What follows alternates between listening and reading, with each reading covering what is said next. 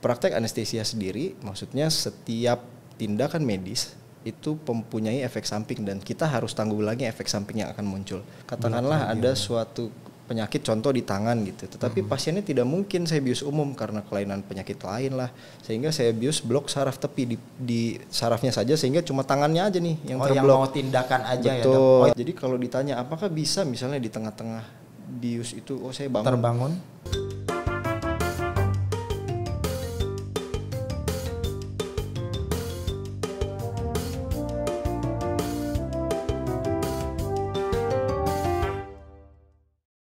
Halo sahabat RSUI, berjumpa kembali di RSUI Talk Podcast pada siang hari ini di Health Talk edukatif, informatif, dan inspiratif bersama saya Arya Sari.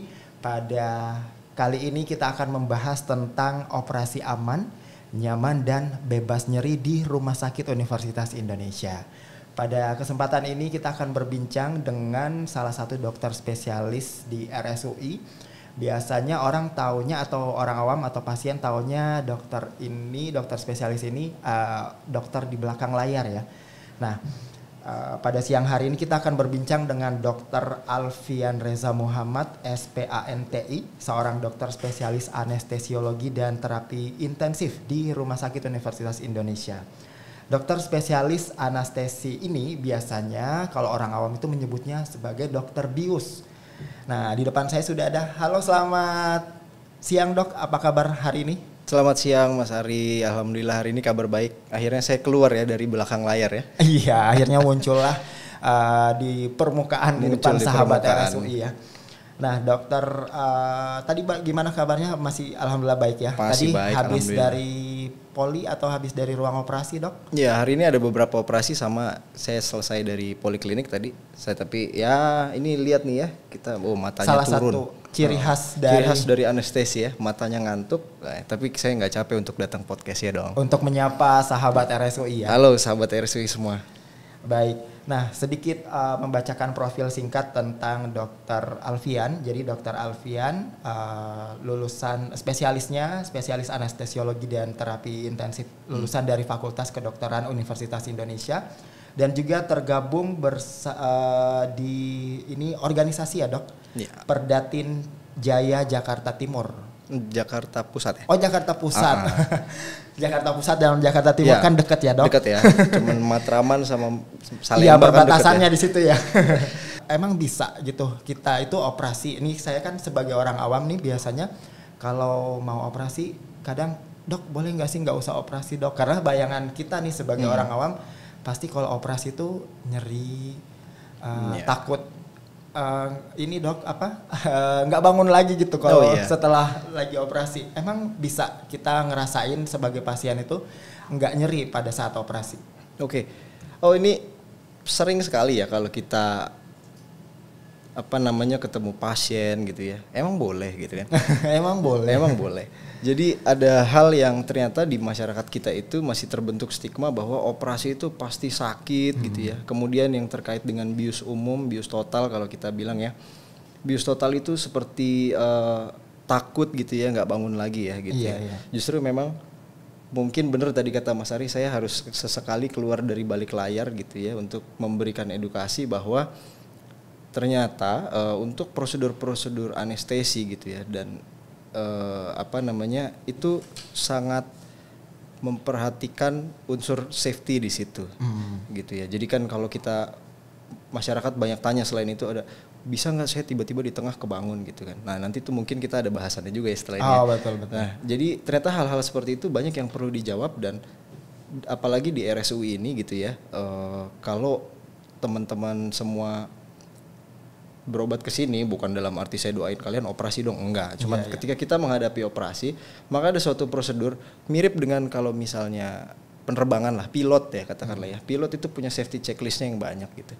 Berikut juga kamar operasi sama, terutama anestesi kita punya safety checklist di mana kita memperhatikan safety pasien dan supaya tidak terjadi hal-hal yang seperti itu. Nah, kira-kira gitu Mas Ari gambarannya. Oh, jadi emang udah safety ya, pasti betul. Ada urutan-urutannya sebelum pelaksanaan operasi agar nantinya pastinya pasien merasa aman, nyaman dan bebas nyeri kalau melaksanakan operasi di RSUI pada khususnya ya. Nah dok,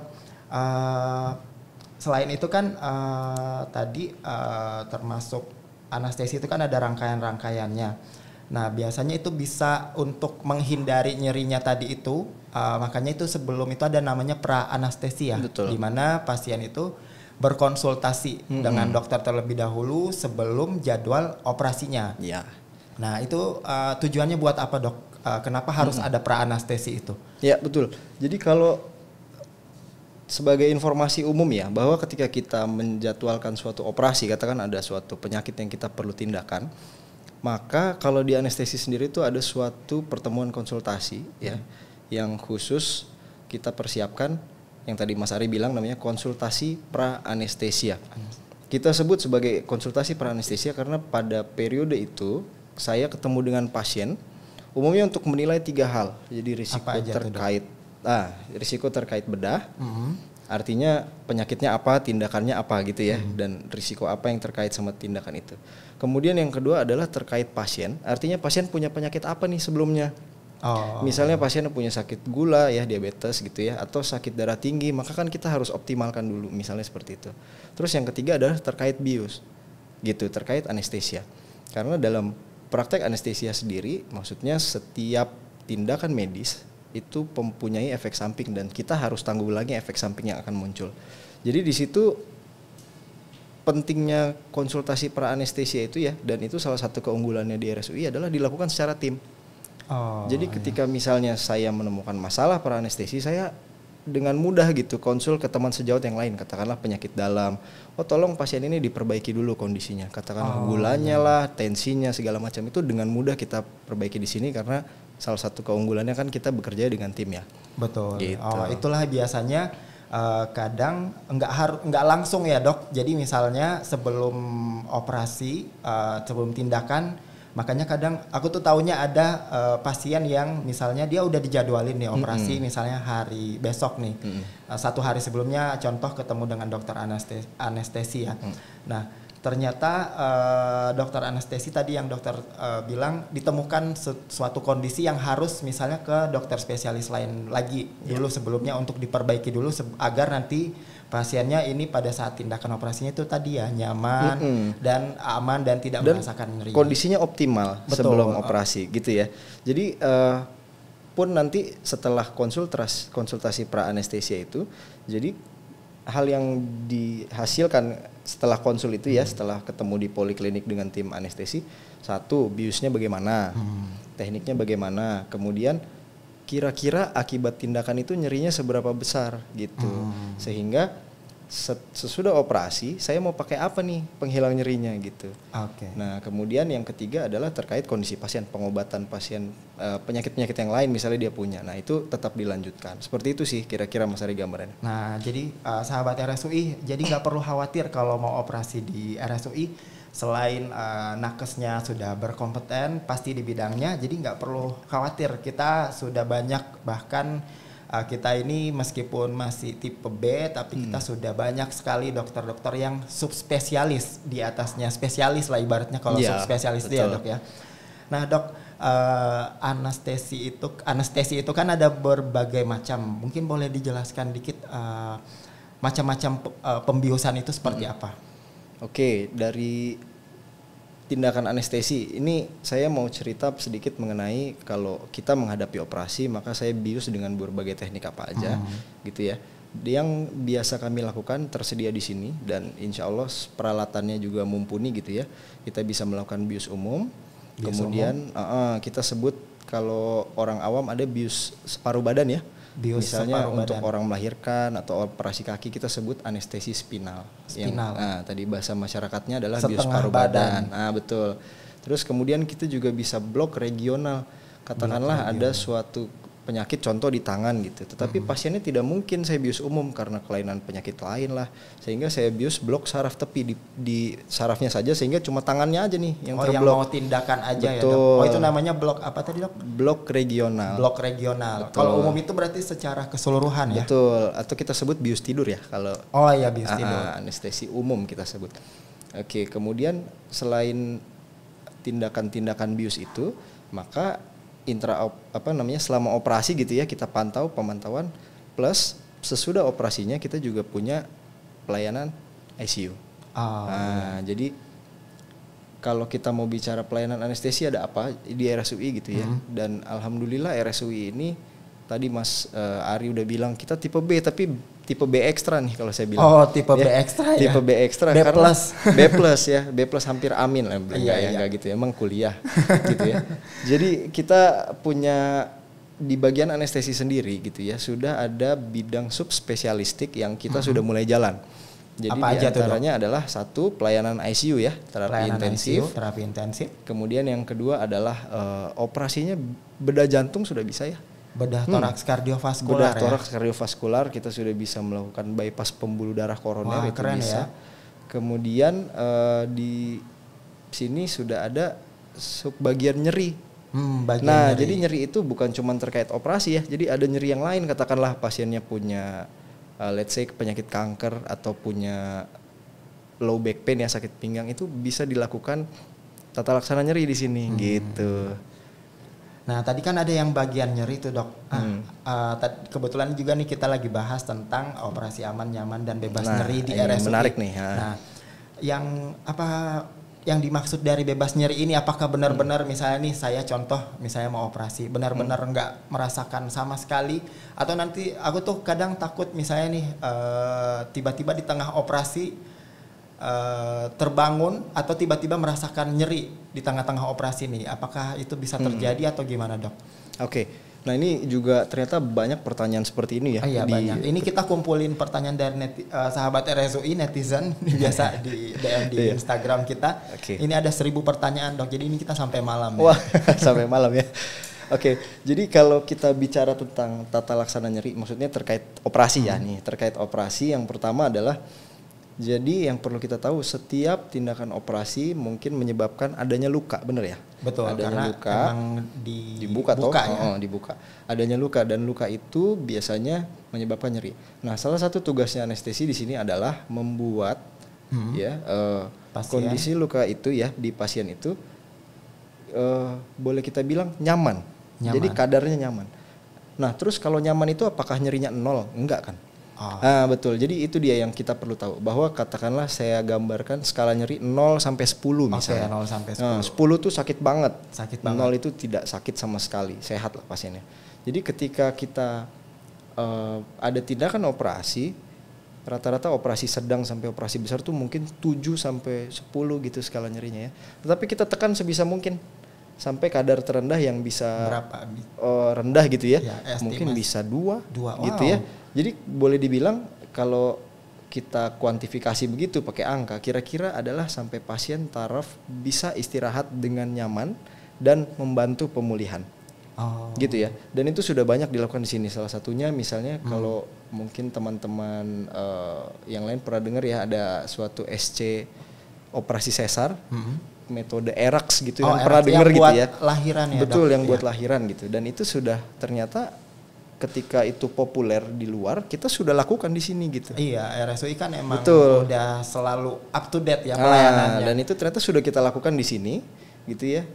Sehingga sebagai gambaran mungkin kalau konvensional zaman dulu operasi sesar mungkin 1 hari besoknya baru turun tempat tidur. Iya, kalau sekarang gitu. Makanya sekarang udah pada ini dok, ibu-ibu habis lahiran itu. Iya ya, bikin TikTok ya. Udah mereka langsung joget-joget dengan mereka joget. Mereka joget gitu. Dan itulah yang maksudnya yang kita bilang bebas nyeri ya, atau mungkin kalau lebih tepat nyerinya terkontrol dengan baik gitu Mas Ari. Jadi bebas nyeri, dikontrol nyerinya. Kalau tadi levelnya misalnya kalau nggak pakai anestesi itu 10, tapi dengan adanya tindakan bius ini, pembiusan ini bisa menekan ya betul. tadi. selama periode perawatan sesudah operasinya pun kita masih pantau kan. Oh, selama operasi jadi selama operasi itu adalah periode wajib saya ada di situ gitu kan. Saya melakukan iya. pembiusan selama tindakan. Nah, masalahnya nyerinya kan terjadi sesudah operasi toh. Betul. Nah disitulah periode pasca operasi itu intervensinya di situ masuk. Ada beberapa metode obat, ada blok, ada macam-macam itu yang bisa kita lakukan di sini. Oh, itulah gitu. tadi kayak ada istilah kayak di belakang layar ya, Dok. Jadi Betul. misalnya sementara operasi contoh bedah toraks kardiovaskular dengan dokter spesialis bedah toraks kardiovaskular. Nah, dokter tetap memantau di belakang Betul. belakang layar apakah kondisi pasien ini masih aman, nyaman gitu ya. Oh iya, tadi Mas Arya ada bilang satu hal yang menarik tuh. Ada banyak banget pertanyaan pasien ketika konsul gitu ya. Iya. Bisa nggak sih saya tuh terbangun di tengah Di operasi? tengah-tengah. Kalau dia contohnya bios umum. Iya, bios umum. Betul, begitu bios umum pasiennya nanti saya bangun lagi dok di tengah, nanti saya sakit lagi. Enggak gitu ya.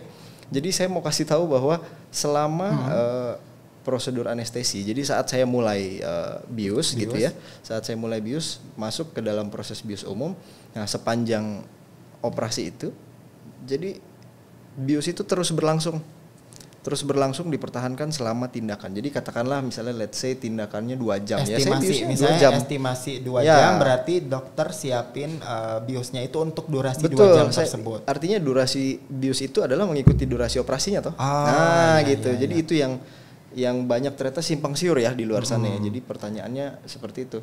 Nah, jadi kalau ditanya apakah bisa misalnya di tengah-tengah bius itu saya bangun Terbangun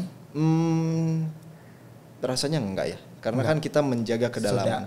sudah Betul. ini ya, sudah di apa sih namanya? Sudah dipaskan. Betul, dan selama operasi itu pemantauannya juga real time. Artinya misalnya tensi, kemudian saturasi oksigen, rekam jantung, semua itu berjalan semua gitu ya. Iya. Selama operasi itu semua berjalan dan dipantau sepanjang operasi.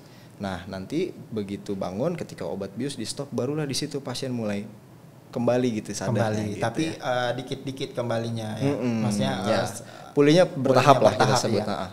Nah, tadi yang dokter bilang dipantau, berarti emang secanggih itu ya ruangan operasi RSUI ya. Maksudnya Iya, semua betul. sampai ke rekam jantungnya itu berarti ada kayak alat. Jadi Betul. saat lagi tindakan di situ ada yang mantau. Betul, ada monitornya. Ada monitornya. Gitu. Ya. Nah, mungkin dok boleh dikasih gambaran dikit seperti apa sih ruang operasi kita nih biar sahabat RSUI itu kalau misalnya ternyata memang harus melakukan operasi, mereka itu nggak khawatir karena di RSUI kalau operasi itu pastinya aman, nyaman dan bebas nyeri.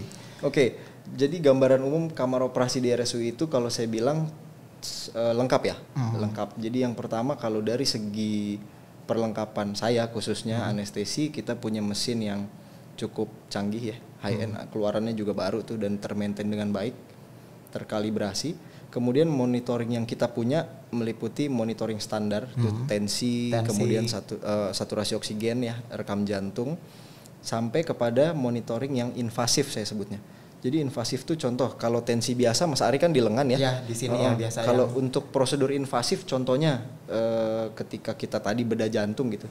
Saya bisa pasang tensi di pergelangan tangan ya. Di pembuluh darahnya Mas Ari. Berarti nggak segede yang ini. Betul. Biasa. Berarti alatnya canggih dong, dok. Betul, bentuknya infus. Oh, jadi bentuknya saya kayak pasang seperti infus begitu di situ. Kemudian real time setiap detik kita terlihat baca tensinya. Oh, gitu. Ketika kalau kita pasang yang di lengan itu mungkin 3 menit sekali gitu kan. Iya, karena kan nanti dilepas lagi baru dikuatkan lagi ya, dok. Nah, ketika prosedurnya butuh saya setiap detik itu melihat perubahan, ternyata RSUI punya alat itu. Wow, Ya. keren banget dong RSUI. Kan tadi tipe B+ ya. B+. Menuju ke A, dok. Insya Allah Kalau nanti ada semester pendek kita ambil semester pendek biar A ya. Baik, dok. Nah, ada pertanyaan lagi nih dari beberapa sahabat RSUI. Biasanya setelah operasi, kenapa ada pasien yang setelah operasi bisa langsung ke ruang rawat inap, istirahat di rawat inap, tapi ada juga yang harus ke ruangan ICU terlebih dahulu. Itu bedanya di mana, dok? Oke, jadi ternyata pelayanan anestesi itu tidak hanya sebelum dan saat operasi. Jadi ternyata pasca operasinya juga harus dipikirkan kemana. Oke. Nah itulah tadi Mas Ari bahwa kita pentingnya bekerja secara tim waktu konsultasi pra anestesi. Jadi saya nilai tuh 3 risiko itu, risiko tindakan, risiko pasien, sama risiko bius. Jadi contoh misalnya ada pasien yang risiko tindakannya rendah, katakanlah operasi gigi bungsu ya. Di sini ya, populer banget nih, RSUI ini populer RSUI banget. Sehari bisa banget. 7 sampai 10 operasi dan itu Itulah pas bagus gitu ya yang kalau bikin ininya. dokter ini kantong mata menunggu nih. 7 operasi dalam sehari ya. Jadi gitu ya. Jadi misalkan katakanlah bedah mulut lah, relatif ringan katakan. Kemudian kondisi pasien sehat katakan ya, usia muda, nggak ada penyakit-penyakit macam-macam. Risiko biusnya hanya bius umum yang sederhana. Mungkin dengan risiko itu kita sebut risikonya ringan sampai sedang. Jadi ketika sesudah operasi kita perawatnya cukup di ruangan biasa. Nah, tapi ada yang khusus. Contoh katakanlah di sini juga yang menurut saya bagus dan apa tuh dok? Cukup sering ya, kasusnya sering sekali, operasi tulang belakang. Operasi tulang belakang. Betul, operasi tulang belakang. Dah, itu adalah suatu operasi yang kalau bisa bilang kategorinya besar.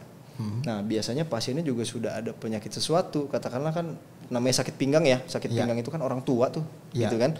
Mungkin dia ada penyakit diabetes, darah tinggi segala macam. Nah, kemudian dari segi bius juga ini menjadi lebih tinggi kan risikonya karena dia lama operasinya. Nah, kalau risikonya tinggi, bahkan kita punya ruang ICU yang boleh saya bilang lengkap juga ya ketersediaan ICU-nya. Sehingga dari situ saya nilai kita butuh ruang ICU setelah gitu. Itu berarti berdasarkan kondisi pasien dan berdasarkan jenis operasinya ya. Betul, dok? Berdasarkan jenis operasi. Nah, jadi gitu sahabat RSUI. Jadi kenapa biasa setelah tindakan itu ada yang boleh langsung ke rawat inap, itu mungkin karena operasinya operasi ringan ya, ringan sedang gitu ya. Nah, bahkan ada yang boleh pulang loh, Mas. Ada yang kita kan ada ini one day surgery ya. One day surgery. RSUI punya itu juga. Pokoknya sahabat RSUI kalau udah ke RSUI itu udah lengkap banget ya, Dok. Lengkap.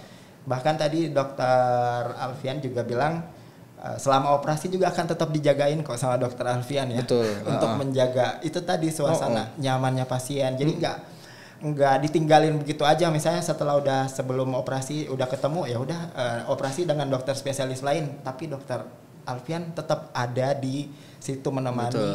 Nah, kalau setelah selesai tindakan dok, itu apakah tetap ada nanti dokter misalnya visit ke ruang rawat inap atau ke ICU-nya atau gimana? Iya. Atau ada tertentu saja yang dokter visit? Betul. Jadi gini, pada kasus-kasus yang operasi ringan sampai sedang biasanya ya. Jadi keterlibatan saya sampai saya membantu untuk mengatasi nyerinya ya pada saat periode sesudah operasi, tapi mungkin saya tidak visit secara rutin. Kalau katakanlah contoh misalnya tadi ya operasi bedah mulut, cabut gigi bungsu misalnya. Maka itu kan sehari pulang. Nah, jadi saya ketika selesai operasi saya tentukan penghilang nyerinya adalah A, B, C misalnya. Habis itu sudah untuk dibawa pasien. Kemudian kalau pasiennya ke ICU, nah ini dia. Kalau pasiennya ke ICU maka penanggung jawab pelayanannya menjadi bagian anestesi berkolaborasi dengan dokter yang mau melakukan pembedahan itu. Gitu. Sehingga kami masih follow up setiap hari sampai dengan kondisinya membaik gitu. Intinya tetap kerja sama tim ya. Yang tadi dokter selalu ulang-ulang itu adalah bahwa di RSUI ini semua apapun itu kita pasti kerja sama tim dan dengan orang-orang atau dokter-dokter ataupun perawat yang pastinya sudah terampil di bidangnya. Nah, yang pastinya itu juga untuk kenyamanan, untuk menunjang kesehatan, kesembuhan pasien ya dok. Oke, baik dok, terima kasih banyak atas waktunya. Kita tarik nih muncul ke depan keluar layar. Dari layar ya. Tadi ada jadwal operasi, terus ada jadwal poli, terus kita tungguin di depan poli. Ayo dok, kamu harus muncul. Akhirnya kita keluar dari layar supaya ini ya, ternyata banyak info yang mesti kita kasih tahu. Iya betul, banyak sekali info-info menarik yang pastinya sahabat RSUI harus tahu. Nah, sahabat RSUI, demikian podcast RSUI Talk Podcast pada siang hari ini. Dan kalau misalnya sahabat RSUI butuh info-info menarik lainnya seputar RSUI, layanan kesehatan RSUI, itu bisa cek di websitenya kita di rs.ui.ac.id, atau juga boleh cek di YouTube-nya kita, boleh juga cek di Instagram. Pokoknya kita sosial medianya semuanya memberikan informasi layanan kesehatan dan juga informasi yang pastinya sangat berguna untuk sahabat RSUI. Nah, jangan lupa juga untuk sahabat RSUI untuk share, like, dan subscribe channel YouTube RSUI ya. Sampai bertemu lagi dalam RSUI Health Talk selanjutnya, tentunya dengan dokter-dokter spesialis RSUI lainnya. Dan akhir kata sedikit, karena kita ini di Depok ya dok, aku ada pantun nih. Pantun, khas Depok nih pantunnya. Ya yang kepikirannya di Papua lagi. Oh dok. iya, Papua, oke. Burung Irian, burung cendrawasih. Cakep. Cukup sekian bersama saya Arya Sari dan dokter spesialis anestesi. Tepuk tangan dulu dong. Oke, sahabat RSUI, sampai bertemu kembali.